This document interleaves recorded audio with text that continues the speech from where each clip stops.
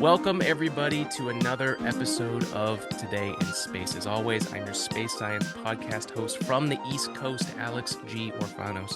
And we're here to talk about space with our incredible guests, Emily Carney, Bruce McCandless, authors of Starbound.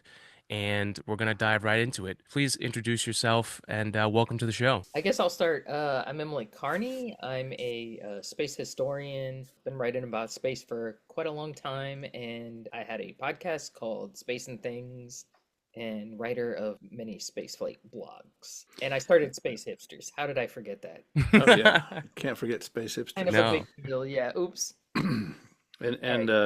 So I'm Alex. My name is Bruce McCandless III. I'm happy to be here today. I'm a writer, and I can tell you a little bit more about myself in just a minute. But Emily, as she mentioned just in passing, she started the Facebook Space Hipsters group, and it now has something like 65,000 Amazing. members, and it's sort of taken on a life of its own. I say we. I consider myself the group to be sort of a family, and the family has a lot of moderators, and it works very hard to be a positive, non-political, non-confrontational celebration of space stuff, all kinds of stuff from technical minutia to pop culture and everything in between. So. I love it. It's not easy on the internet today. So that's definitely a No, feather in your cap for doing that. seems like there's a fight that wants to break out. Well, Emily can tell you better than I can. I mean, they're constantly having to deal with squabbles, Yeah. and they do a good job of sort of keeping that off to the side, generally. Yeah, absolutely. Well, Emily, let's start with you. Can you tell us a little bit about your kind of your origin story and what brought you to where you are today and what you're doing? Yes, my villain origin story. No, I'm just kidding. My origin story. Well, it's actually quite a long time ago. Thinking about it, it's 43 years ago, which is insane. When I was very little, like toddler, me and my family had moved to the Gulf Coast of Florida, not the Space Coast, the other side of Florida. Mm. And in November 1983, there was STS-2 launched, and I remember my mom was like, "Oh, the space shuttle's going up. Let's look outside and see if we can see it." So I'm like, "Okay, you know." And I knew I was very little, but I knew peripherally what the space shuttle was because it was Mm. kind of a big deal. So we went outside, and sure enough, if you look towards the east, we saw it, and I was Wow. just like, like, wow, that's electrifying. It was just insane. Like so from that moment on, I was a huge space nerd.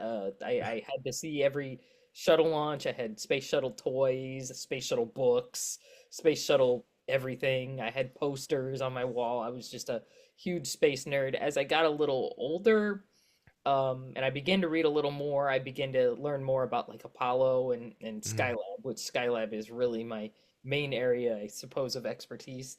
Mm. Uh, but yeah, I was just obsessed with space from a really young age.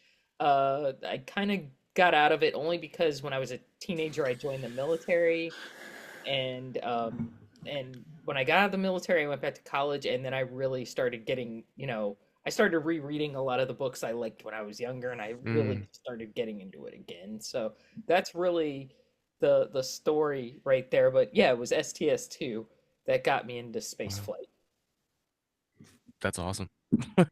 And Bruce, what about you?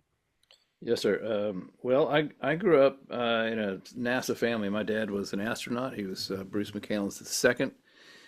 He was selected to be in the Group 5 astronaut cadre in 1966, April of 1966. And so I was 5 years old at the time. So we moved from California, where my dad was studying at Stanford, to Houston, so that he could take up his duties at the what was then called the Manned Spacecraft Center. Now of course it's Johnson Space Center, Mm. and he served as an astronaut from 1966 till 1990, and was flew on two shuttle flights, STS-41B in 1984, and then STS-31 in 1990.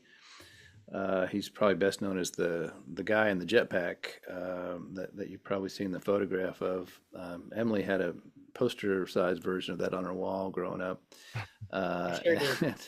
and he also flew in, like I said, in 1990 on the flight that deployed the Hubble Space Telescope, which is a kind of a big deal.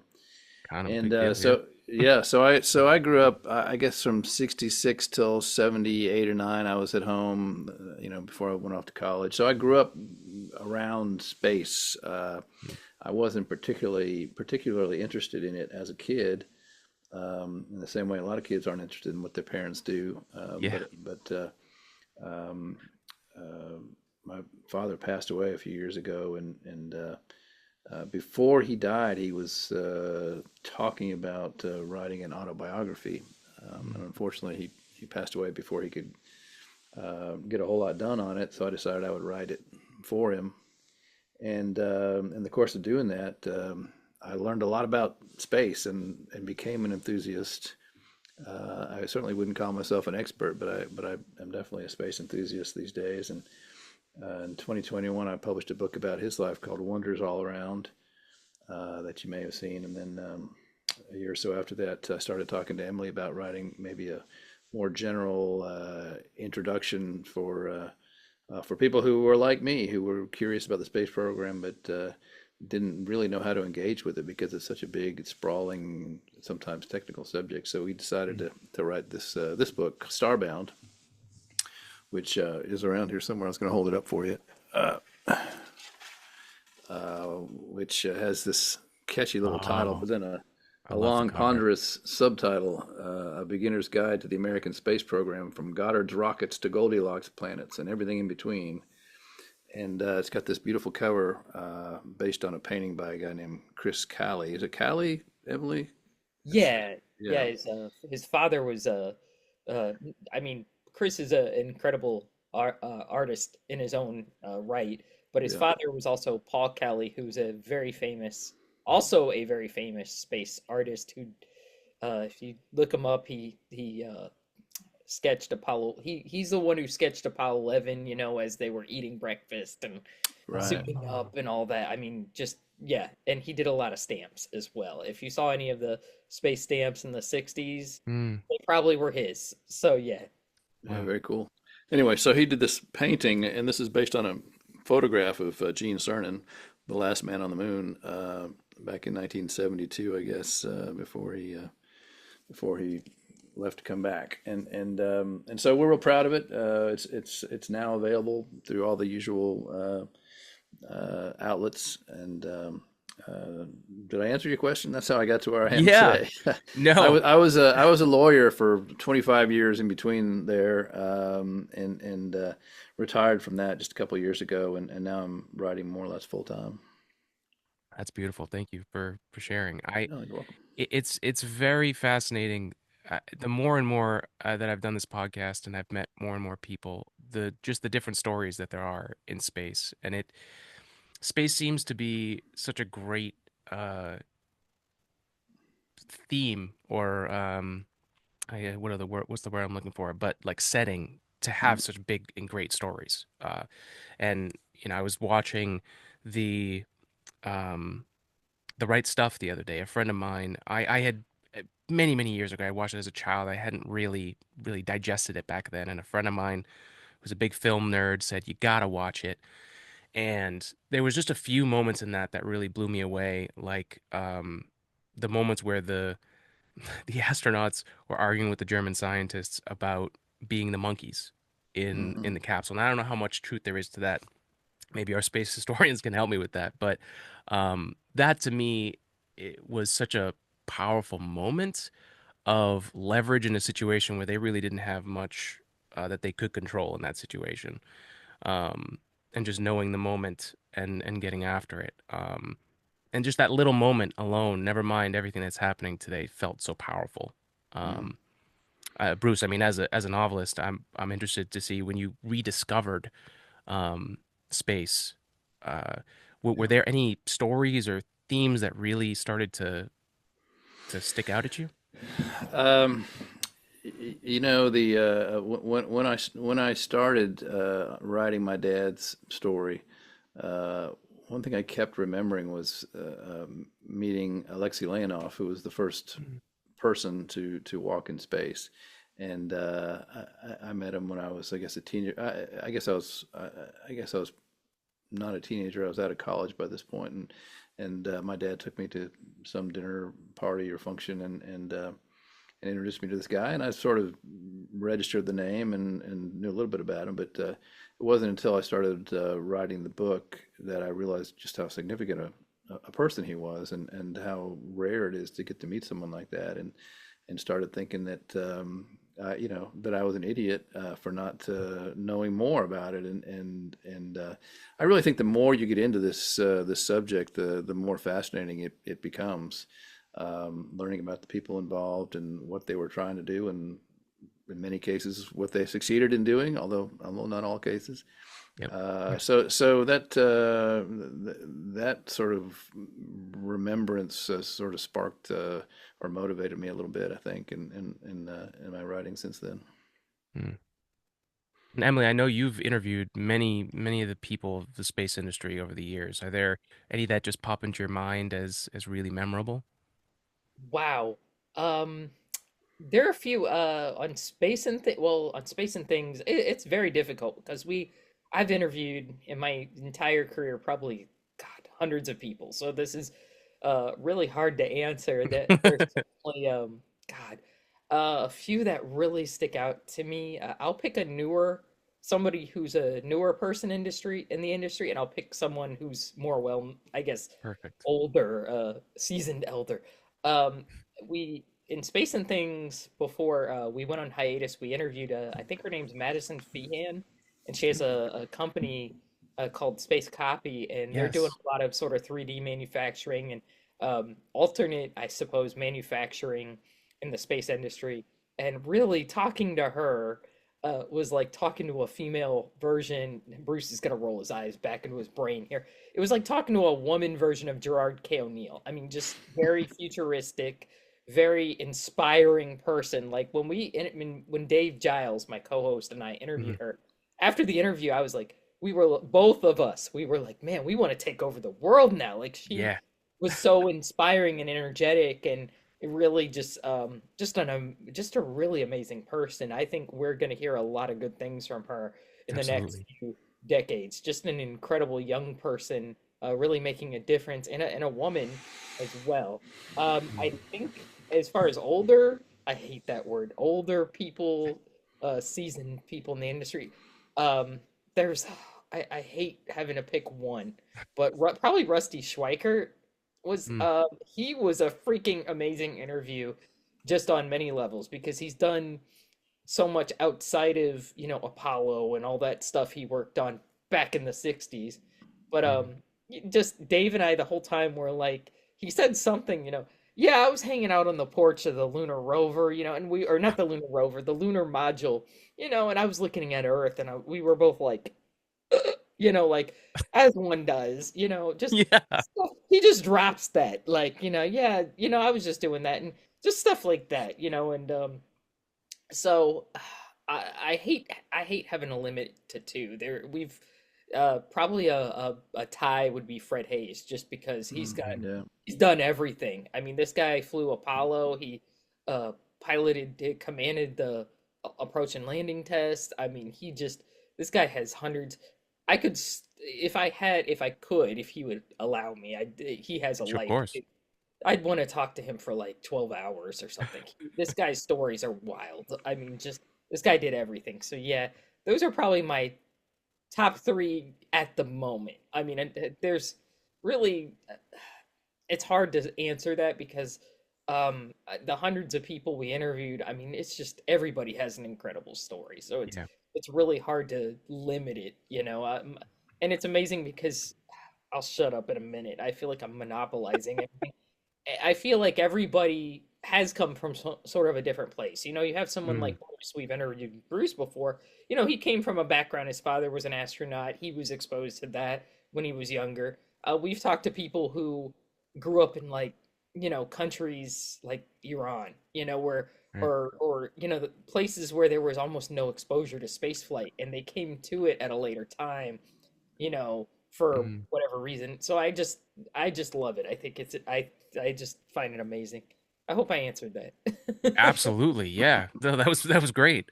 It really so Madison Fia, we also spoke with her on the podcast too. I agree. She's amazing. And I work in 3D printing myself, so for me it was like next level. Like, okay, this combining 3D printing in space has been a passion of mine for a while here, and talking to her when she's doing it is just incredible. And you know, the amount of risk of sending humans to a place in space is so huge. And I mean, we almost lost our whole program the last time we lost human life in space. So, Mhm.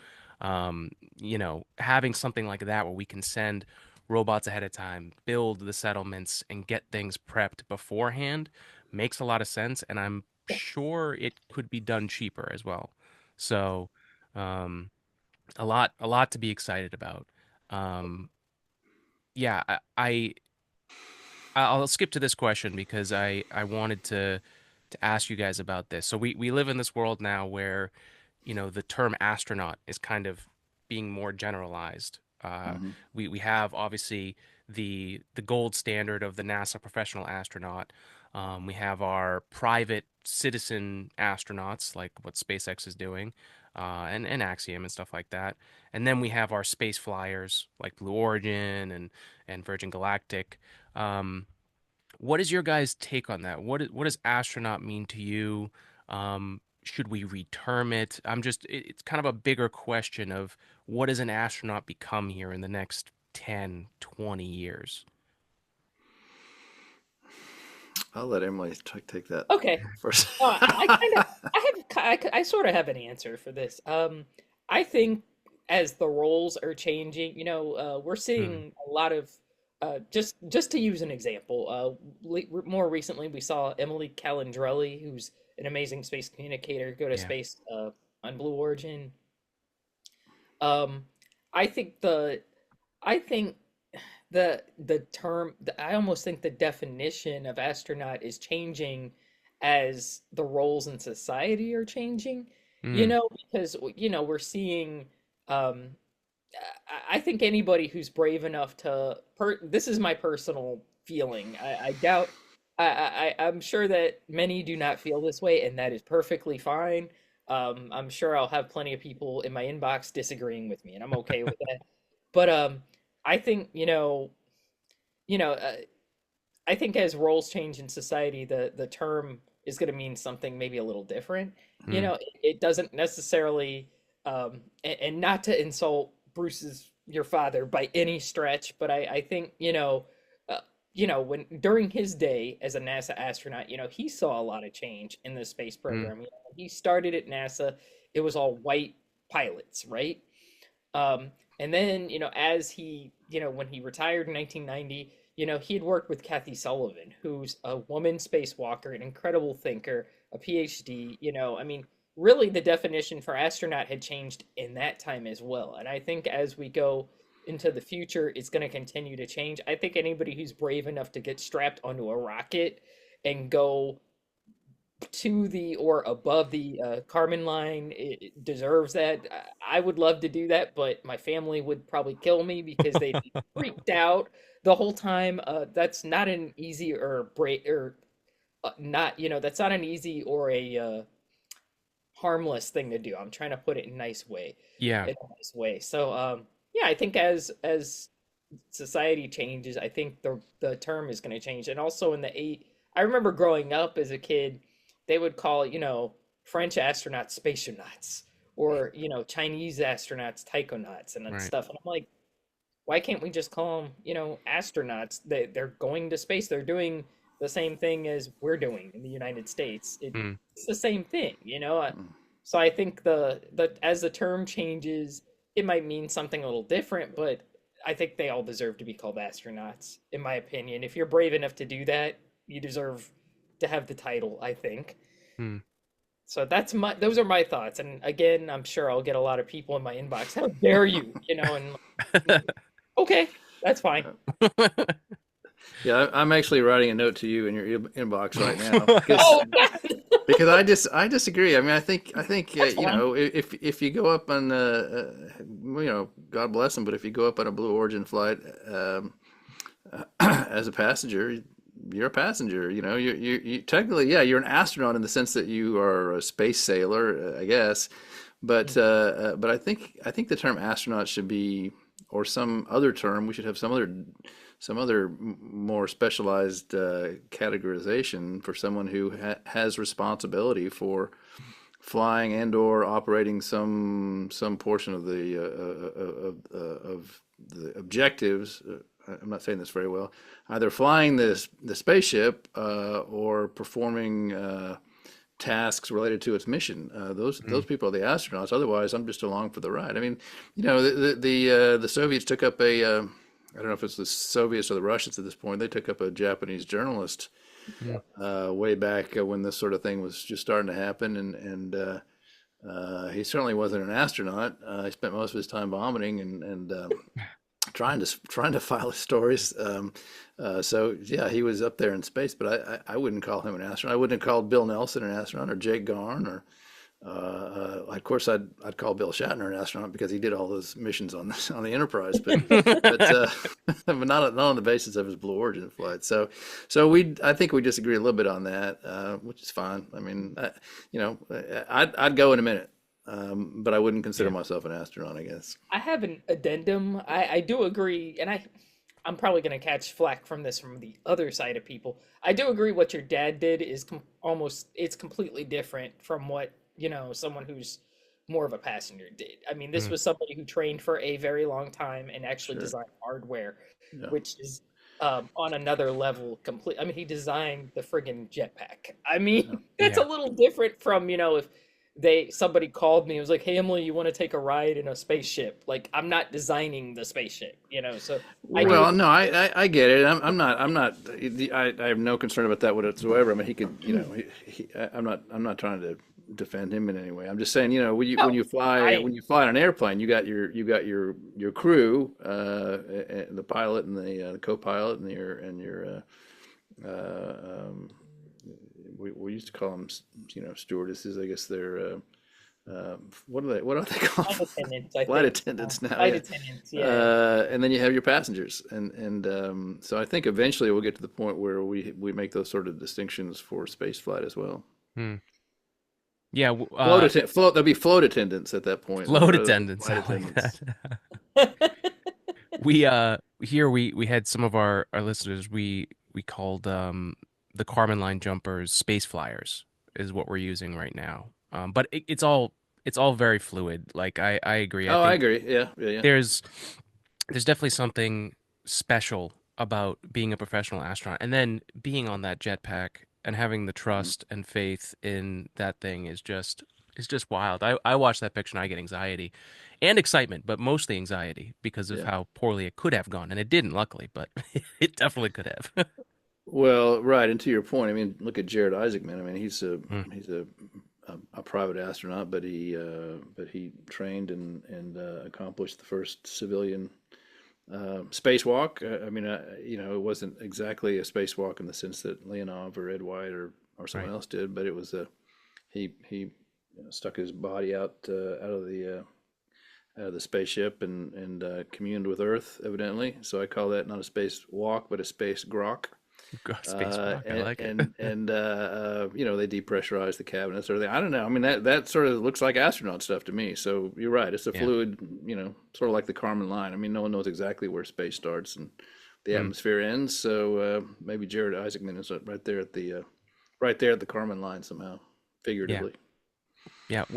What do you guys feel about Jared's pick for new administrator? It um feels like the new this whatever new space in this next space race 2.0, 2.5, whatever you want to call it. Um it feels like an acceleration of all that stuff. But I'm interested to see what you guys think of his pick. Yeah. Um, Emily, you want to say something, or do you want me to start? Yeah, I'll say something and then Okay. I'll punt it to you. Um, I think as far as, being an astronaut and being, somebody who's an expert on hardware and flying, I think he's a great choice. Hmm. I do think he knows his stuff pretty well.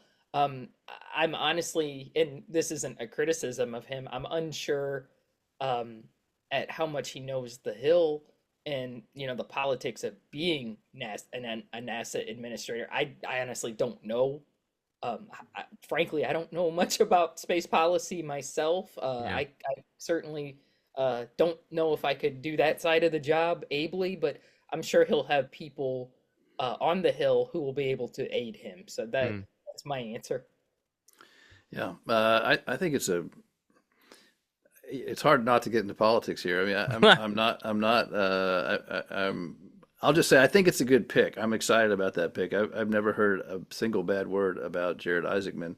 Emily raises an interesting point, which is, well, as great as he is, and as smart as he is, as energetic as he is does he have any experience with the nasty bare knuckles politics of Washington? And he clearly he doesn't, and he's going to need someone who can get into the trenches and put the brass knuckles on. And some people are saying maybe that's Greg Autry, who's Hmm. done some work in Washington before.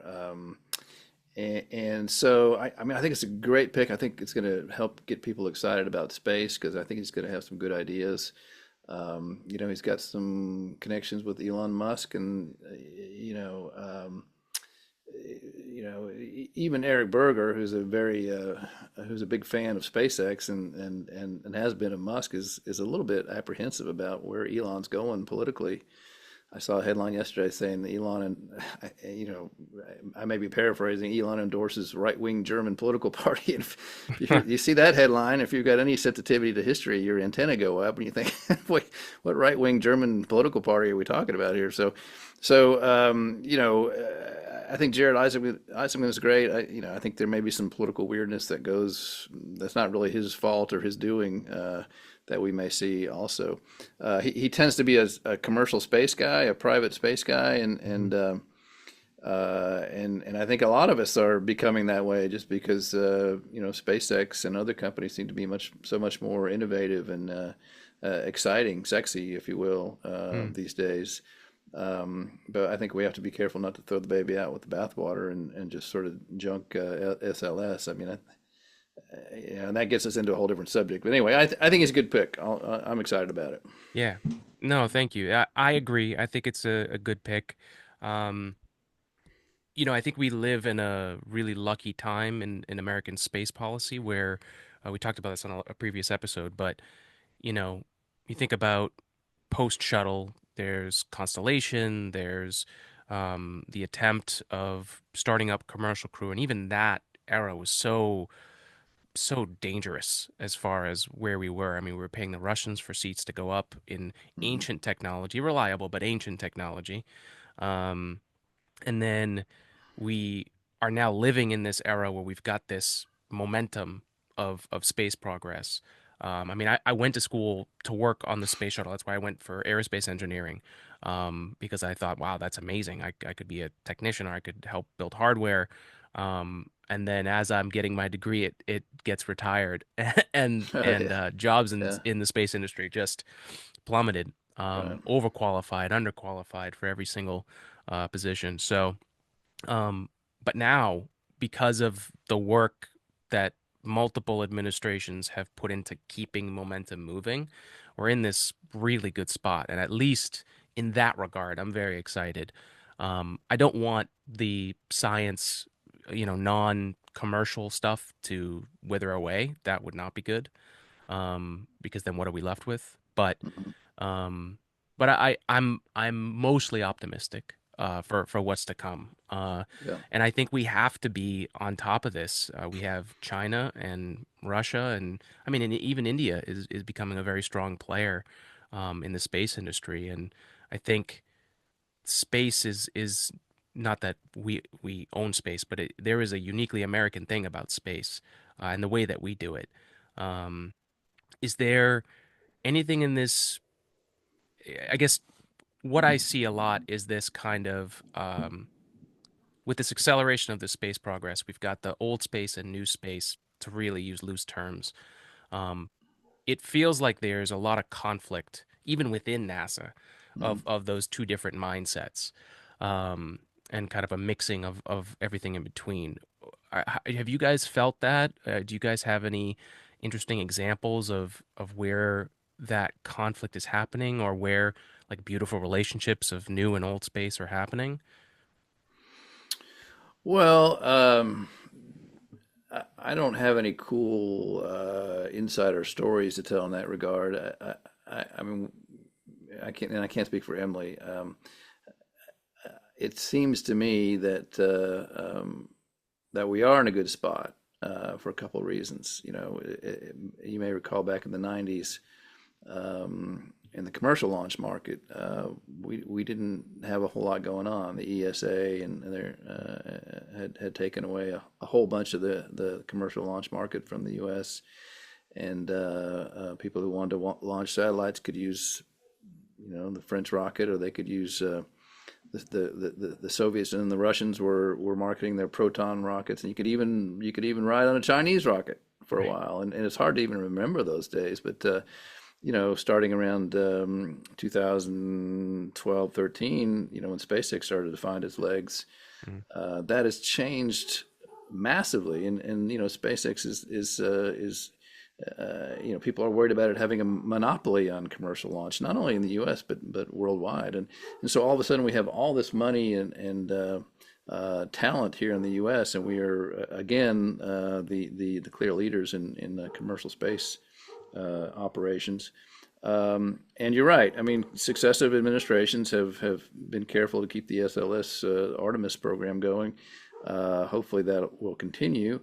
And it's sort of it's good because, unlike the Chinese, for example, we've had periods where political influences end up subverting space goals and space objectives. So yeah, if we can keep the continuity going, that's great. And I think that SpaceX is the 800-pound gorilla, and the relationship between SpaceX and NASA has largely been one of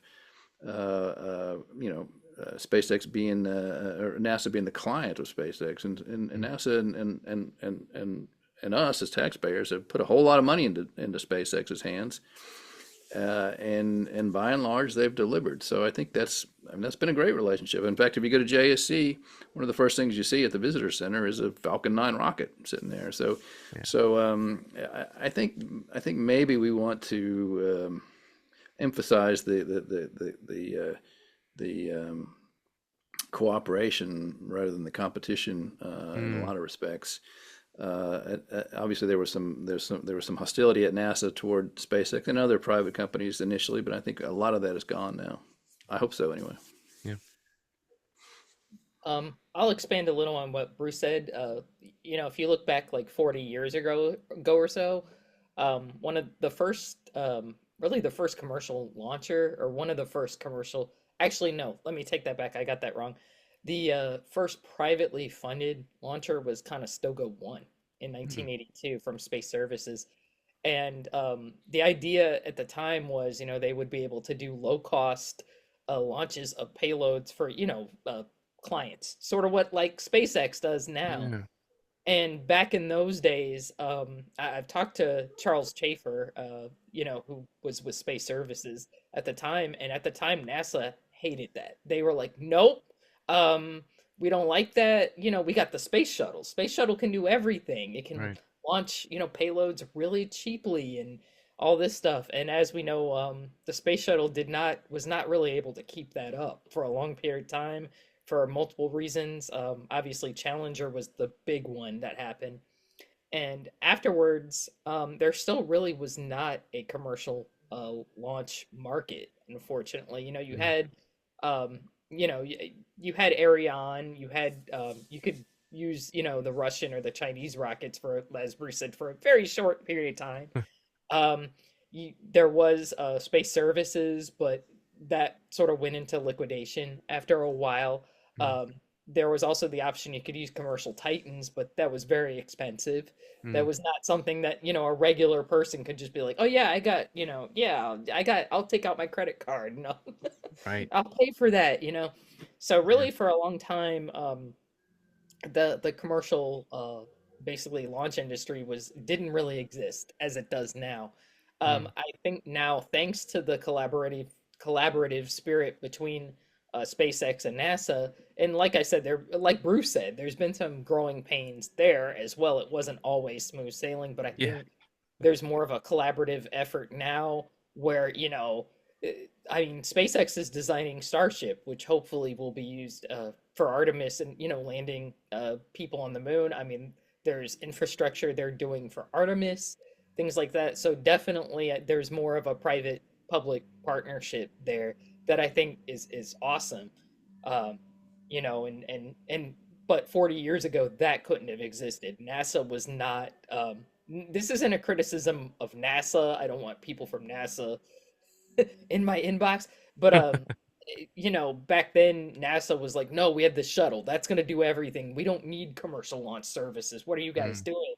But you had people from space services, you had people at Ariane spots who were like, no, we're gonna need this at some point, and they sort of um, it may have not, as far as space services, it may have not survived for a long time, but they definitely need to be credited with looking towards the future. I'm a little biased too. I used to work for, full disclosure, I worked for Celestis, which was an offshoot of mm, space services. So I'm a little biased with that history probably, but um, yeah, but I think, definitely things have come a huge way since 40 years ago because, back then the shuttle was going to do everything.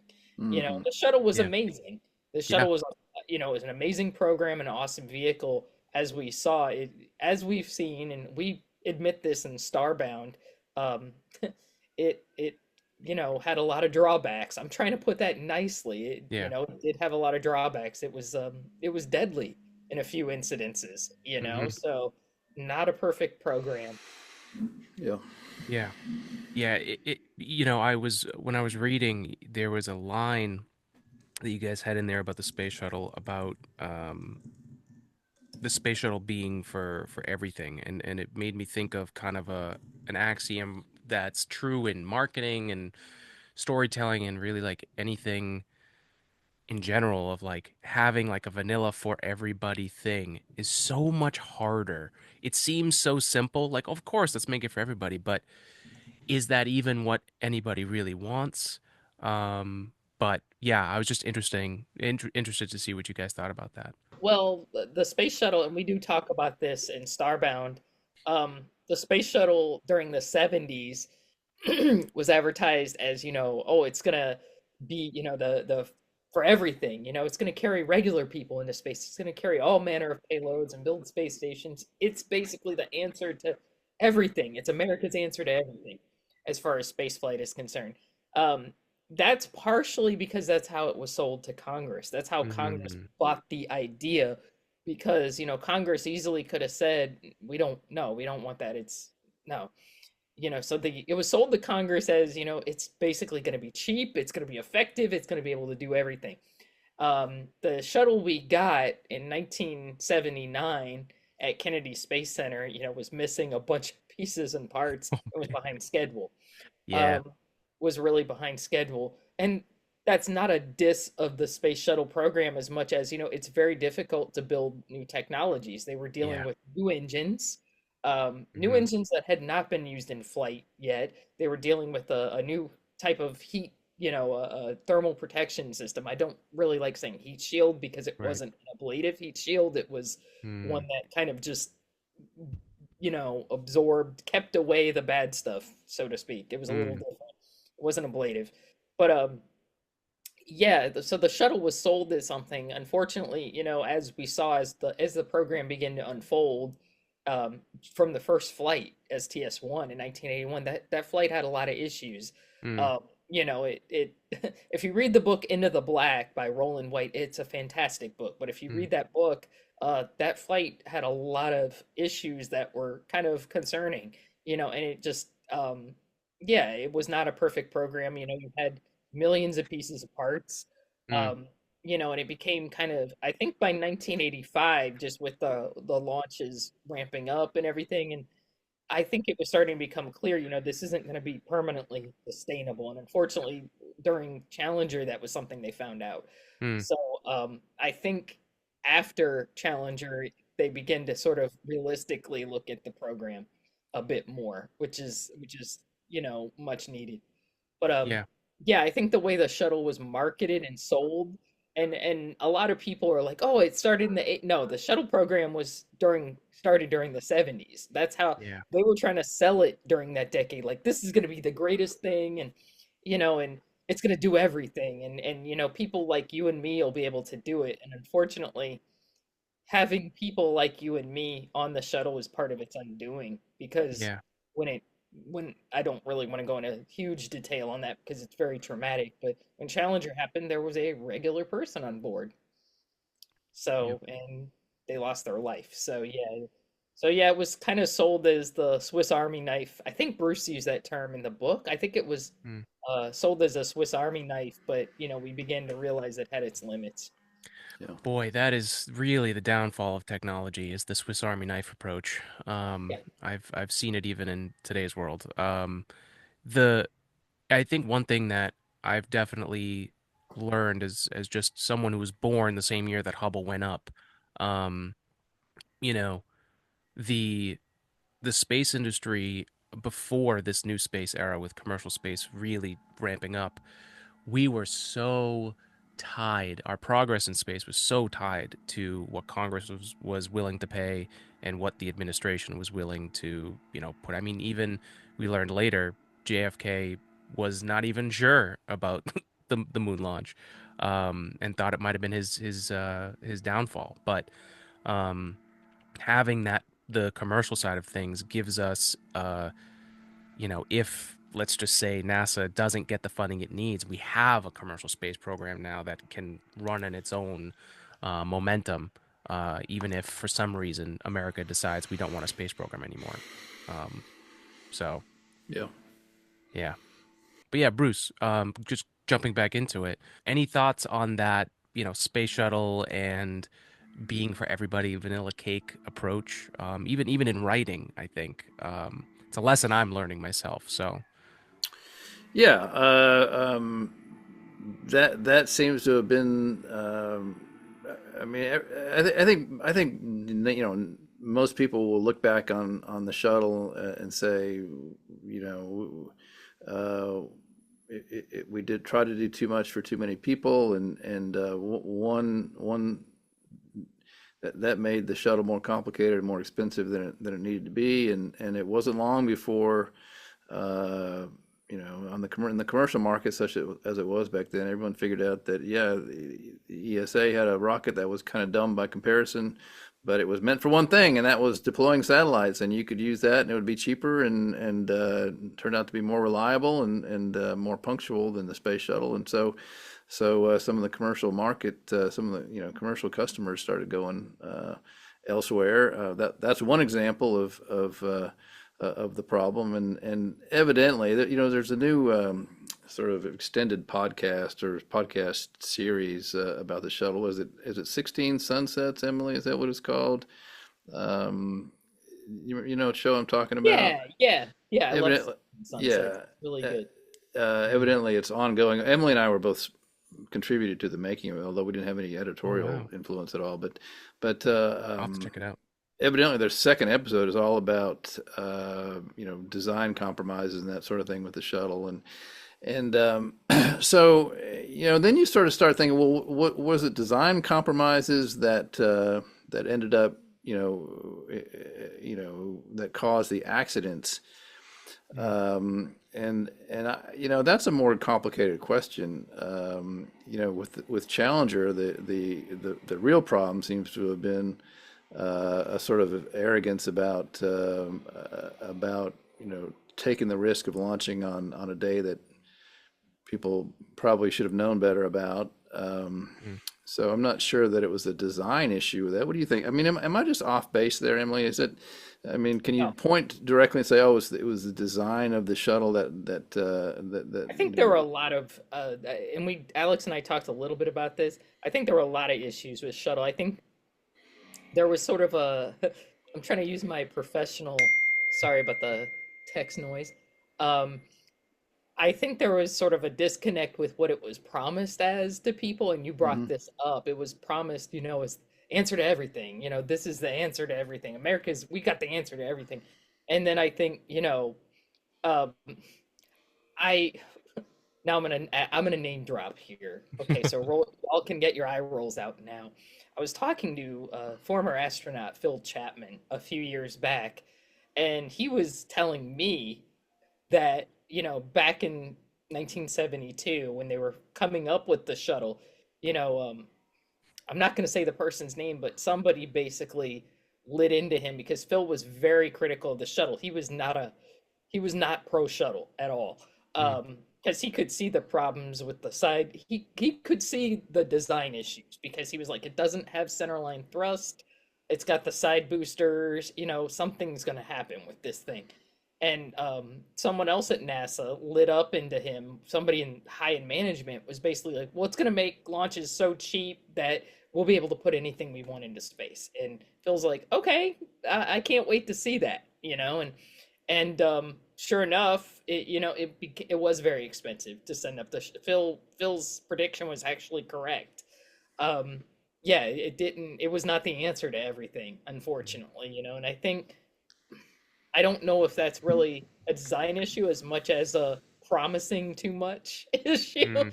It's like if you're at work, and stuff.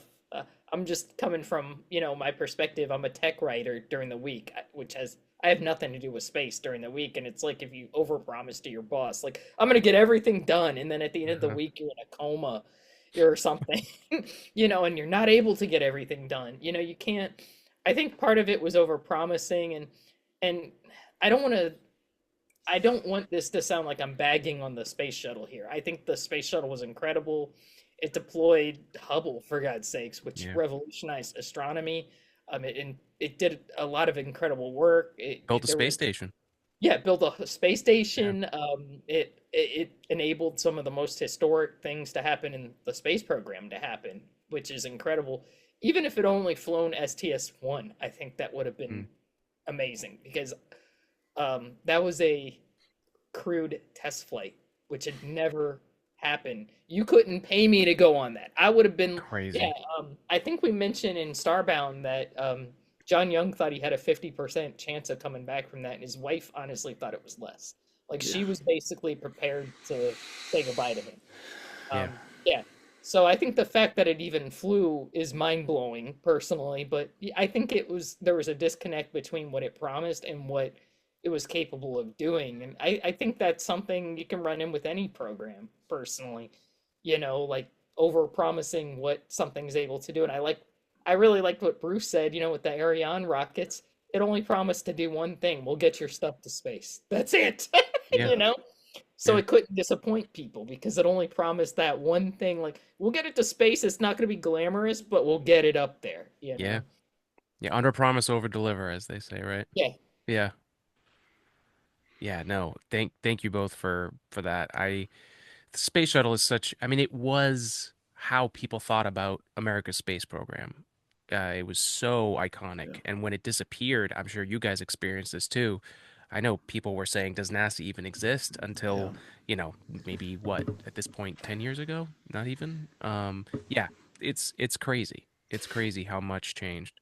Yeah, I'll say I think I do think it's changing a bit now with SpaceX and Starship and that sort of thing. But yes, you're right. For years, people have associated space flight with the shuttle. You think of NASA, you think of the shuttle, and people say, are they sending another shuttle up? Are they, I've heard people say that even recently, Yeah. not realizing that we don't have a shuttle anymore. And um, so it's the program that sort of comes to people's minds when they think about space exploration, Mm. in some ways it was a big white whale that NASA was chasing for many years, and not so great. But as Emily points out, it sure as heck accomplished a lot over the course of 135 missions. So you can't really say, "Well, I'm sorry we did it." Yeah. Although maybe we should have done it differently. That's my verdict.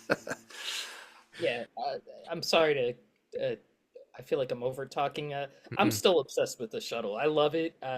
Like I said, I'm aware of its drawbacks and the criticisms associated with it, but I'm obsessed with it. I own. You can't see it, thankfully, but I own so much.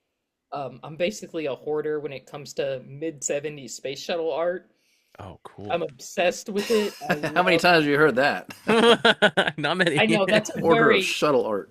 Yeah. that's a very niche interest, and I didn't have a lot of boyfriends in high school, obviously. 'Cause I had those interests back then, so I didn't have a lot of male suitors because nobody likes this stuff. My husband puts up with it. He's like, whatever. He tolerates it, but no, I'm obsessed because in that era, in the mid '70s, it represented like a kind of hope. Mm, It represented a kind of freedom. And did it happen? No, not as planned, but I like what it represented. It mm, represents sort of like it was very positive back then. Did it ultimately happen that way? No, but I like what it represents. So yeah, I love yeah. the shuttle. Despite its problems, and I probably had the most ridiculously pointless collection of shuttle stuff in the planet. So Well, I'd love to see that at some point. So, yes, So would I. Yeah. so we've got 5 minutes here. I wanted to do a little quick lightning round here. So, first of all, you have a section in the book about space books to launch your brain. Hmm. Uh, the one that really hit me was Project Hail Mary, Oh, because a friend of yeah. mine recommended that, and Uh-huh. that book really, I mean, that's one of the books that I've just really loved about space recently. And you guys have probably seen the announcement about the movie coming out soon. Yeah. Um, how excited are you guys about that? My excitement level is pretty high. I have to say, I put that in the list without even consulting Emily, so I hope she's not mad about no, it. But no, I like the book a lot. I can't wait for the movie. I like Andy Weir's work a Yeah. lot, so I think yeah, it's good. yeah, I will say I read The Martian and I liked it. I thought the humor was kind of dumb sometimes, and I thought the humor in Project Hail Mary was funnier. And now his characters, I will say, his characters are sort of weirdly asexual,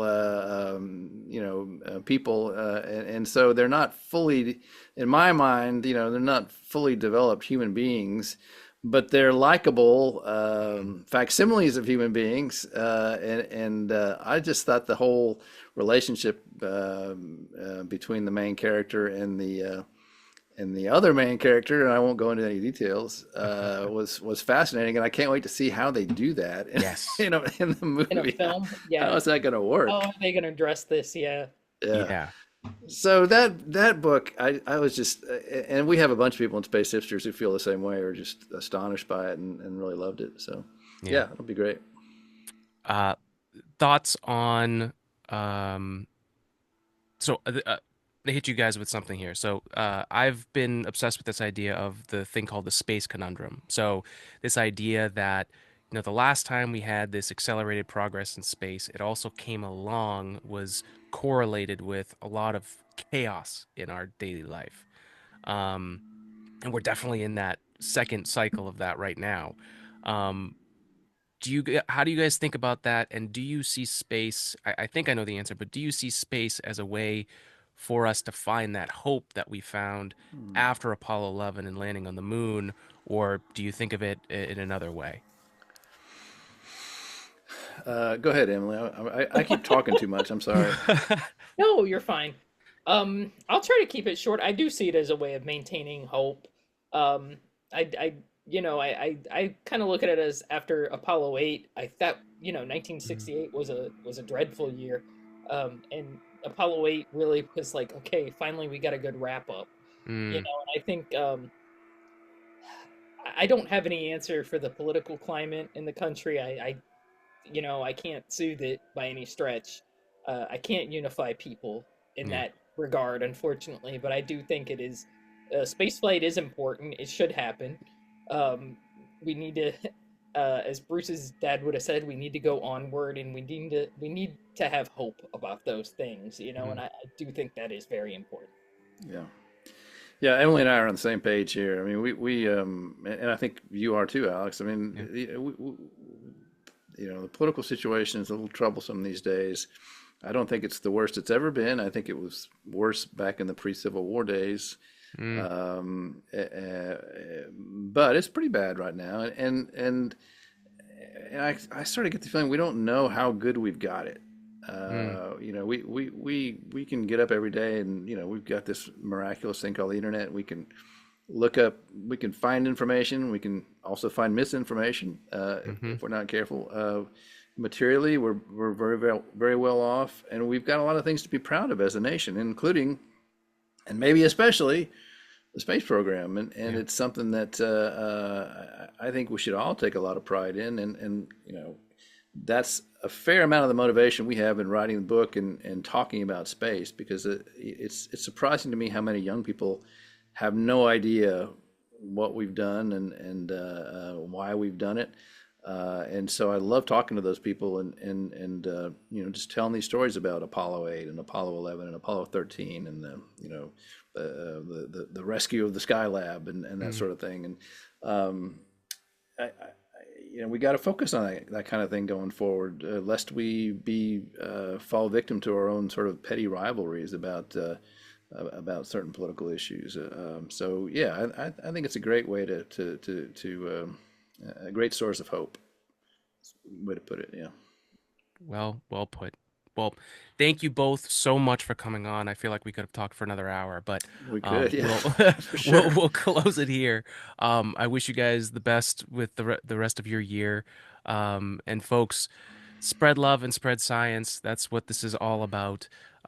We hope you have a great rest of your year. Happy holidays, happy New Year, and we'll see you on the next episode. Thank you, Alex. Thank Appreciate you. it.